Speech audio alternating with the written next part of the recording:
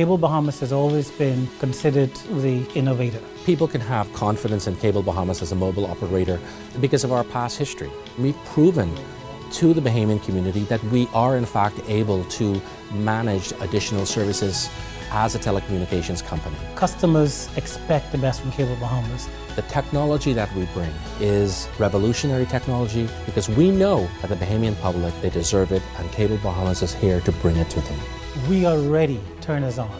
Singer KB changes his tune yet again on Junkanoo Carnival. An American man and 3 Bahamians arraigned on drug-related charges. The labor minister says the Malia's gratuities dispute is causing hardship for workers. Plus, one local artist vying to headline Trinidad Carnival. We've got those stories and more coming up tonight. I'm Dana Smith, and NV12 starts right now.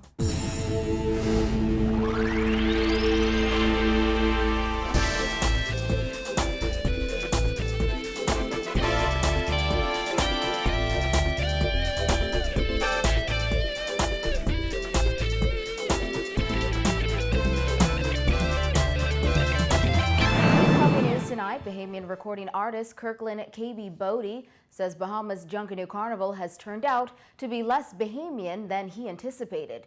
KB, who recently came out in support of the festival after initially rooting for it to fail, said he did so only because he was under the impression Junkanoo Carnival would be more Bahamian. However, with international soca artists Michelle Montano and Bungie Garland named as performers, Bodie says he's out again. Kyle Joaquin reports.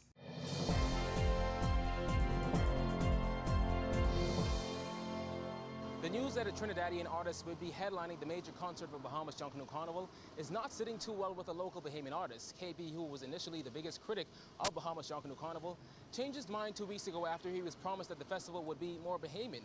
However, today he minced no words in expressing his disapproval of the festival once again. For me to see this thing turning into a Trinidadian festival, you see some of the things on Facebook. You've seen it. Everyone's whining and gyrating the works and whatever, and look like they're trying to bring in Trinidadian artists to move the Bahamian artists aside. Once I heard the Prime Minister and the Minister of Tourism, and I guess even up to Mr. Danny Johnson, these guys were saying, you know, and they're saying, listen, we want to Bahamianize this thing. That was then, and this is now. The government now, or the government or the committee have now brought me back into fighting again for the culture. It has always been about Bahamian culture. Let's stop talking stupidness about diversity. This is a Bahamian event paid by Bahamian taxpayers. KB called into Guardian Radio's Morning Blend with host Dwight Strawn and said Junkanoo Carnival was supposed to be about Bahamians. But now, he says, because the festival appears to highlight more of Trinidad's music, he's not into it. KB, who was recently criticized for coming out in support of the festival after he wished failure upon it, says he only stood behind the government and the initiative after he was told Bahamian artists would be at the forefront. But there was just one problem, though. As a man, I always happy once money in the hand, but I don't got no time for no worries. I don't got no time for no stress in my head. I'm on my mind, so I'm ready to go on the road. After it was revealed that Trinidadian soca artist Michelle Montano would be the main act for a concert during Carnival, KB said to say he was disappointed would be an understatement. And I say personally, I have nothing, if Michelle or they on the show, I'm not interested in the show. They cannot pay me enough to be on the show. He's on the show. He's been announced as well. If he's on the show, then KB is not on the show. I have nothing to do with it. I said from the beginning, that's what they said, that I said Bahamian culture from the beginning. When the Prime Minister them said they will make this a Bahamianized show and Bahamians be headliners, I then said, you know what, I support that. I will not support this. Some other Bahamian artists have also expressed their disappointment with the chain of events surrounding Junkanoo Carnival. Bahamian founder Isaiah Taylor recently said while he considers it a slap in the face, the group will honor the commission's decision. KB said to date, he, neither Ronnie Butler, who was named by the Festival Commission as a performer, have signed any agreements. Bodie said with all that's going on, commission members need to be fired. You cannot tell me one day Bahamians get headline, then you bring, from my hearing that Bungie Garland, I'm hearing Jamaican band, Haitian band, Cuban band, everyone band is here. And the Bahamian band hasn't been hired yet. Ronnie Butler isn't hired. I'm not hired. Is D-Mark hired? Is Iris still hired? Gino? Excuse me, we almost less than a month away And we have not a Bahamian been hired yet. Cultural icon and Carnival advisor Percy Francis recently told NB12 that he recommended Montano but knew it would be an issue with some Bahamian artists. Junkanoo Carnival is set for May 7th through the 9th. Reporting for NB12, I'm Kyle Joaquin. One American man and 3 Bahamians have been charged in connection with Monday's drug bust in Bimini. Vonig Toot has the details. 52-year-old Florida resident Gary Stalt and 3 Bimini men all pleaded not guilty in the magistrate's court this afternoon after being arraigned on 6 drug-related charges. Their arraignment comes less than a week after DEU and DEA officers intercepted a U.S. registered vessel containing $436,000 worth of dangerous drugs in Bimini. 52-year-old Stolt of Naples, Florida was charged along with 36-year-old Carvin Bethel in the black jacket, 22-year-old Jason Dumverd in the gray sweatshirt, and 38-year-old Kamani Dalton in the blue and black striped shirt.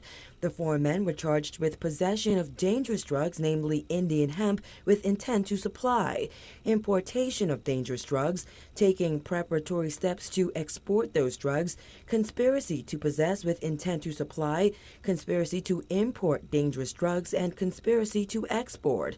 According to police reports, officers from the Drug Enforcement Unit and the United States Drug Enforcement Agency executed a search warrant on a 38-foot U.S. registered vessel in Bimini on Monday. That's where they reportedly found several packages containing 436 pounds of Indian hemp with an estimated street value of $436,000. The men allegedly conspired to import the drugs and then smuggle them out of the country between March 1st and March 30th. Magistrate Andrew Forbes told the 4 men that because they pleaded not guilty to all 6 charges, the matter would proceed to trial. Given the nature of the charges, he said the court does not have the jurisdiction to grant bail, but they can apply for bail in the Supreme Court. Attorney Jomo Campbell requested that the 3 Bimini residents be held in the remand center at Her Majesty's prisons for their own safety. Forbes noted this request. Their trial will begin right here at the magistrate's court at 10 a.m. on June 22nd. Reporting for NB12, I'm Vonig Toot. Labor Minister Shane Gibson said he totally disagrees with Malia Nassau Beach Resort's position to withhold some gratuities from workers pending the resolution of a rate dispute. Gibson thinks it's wrong. Executives at Bahamas, which owns Malia, have been in a standoff with the Bahamas Hotel Catering and Allied Workers Union since the December 10th decision to remove the automatic 15% charge from the bill of all-inclusive guests to accommodate the daily rate they pay. Gibson said he intervened in the matter recently and wrote a letter to Bahamas executives requesting the resumption of payments pending the outcome of a court case. I totally disagree with Malia stopping the payment of the gratuity to those employees there. They have a disagreement now with the union in terms of the amount of gratuity that should be paid. I wrote them a letter asking them to pay the gratuity until the court case is heard. They responded, I think, saying that they would pay a reduced amount, and I guess once pending the outcome of the court case. In January, Malia's line staff voted to strike in protest of the unilateral decision by resort officials to restructure the gratuity rate on the all-inclusive package. However, in February, Supreme Court Justice Roy Jones upheld an injunction against any industrial action by the union until the dispute is resolved at trial. The trial is set for May 1st. Gibson said some employees can't afford to wait so long for payment. My position is you have many employees who depend on gratuity to survive, not salary, because for the most part they're being paid minimum wage. And so imagine now employees not being able to collect their gratuities from late last year up until now. I mean, imagine the hardship it's causing on individuals. Persons can't pay their mortgages, can't pay their car payments, can't pay their rent, can't send their kids to school. I mean, it's causing serious concerns for those workers at Malia. Gibson says he has instructed the labor director to meet with Bahamas and hotel union officials. Trying to negotiate at least partial payment to the employees, and I'm not sure where it is right now. I think they had some exchange of information. I am totally not in support of them stopping the payment of that gratuity. I think it is wrong. I think they should continue to pay it and allow the courts to decide at the end of the day what should happen. Bahamas said in a statement, We have repeatedly offered to pay the gratuities to the employees on fair and generous terms that are more generous than other contracts with the hotel union. The Ministry of Labor has been tremendous in helping us try to reach even a temporary solution with the unions for the payment. Sadly, it remains the union, not the hotel, that stands between the employees and their gratuities. We remain willing and able to distribute the gratuity funds immediately upon an agreement with the union.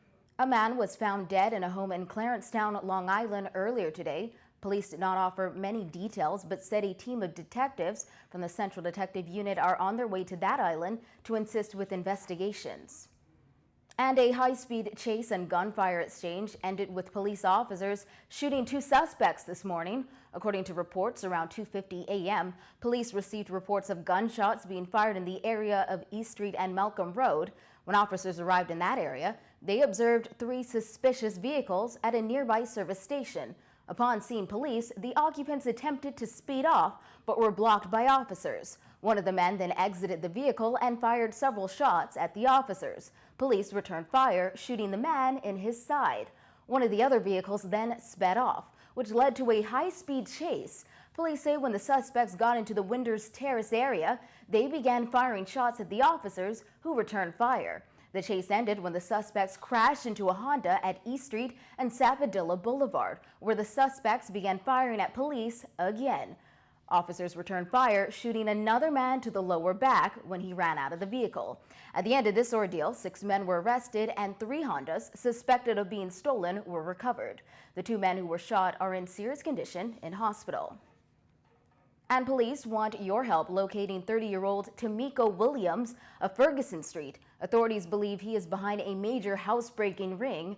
Southwestern Division officers acting on intelligence conducted a major operation yesterday, which resulted in the arrest of 3 men and the recovery of a number of stolen items. Those items include flat-screen TVs, cell phones, and jewelry worth thousands of dollars. Police believe the group is behind 20 house break-ins. You're watching the best in Bahamian news. There's more when every 12 returns.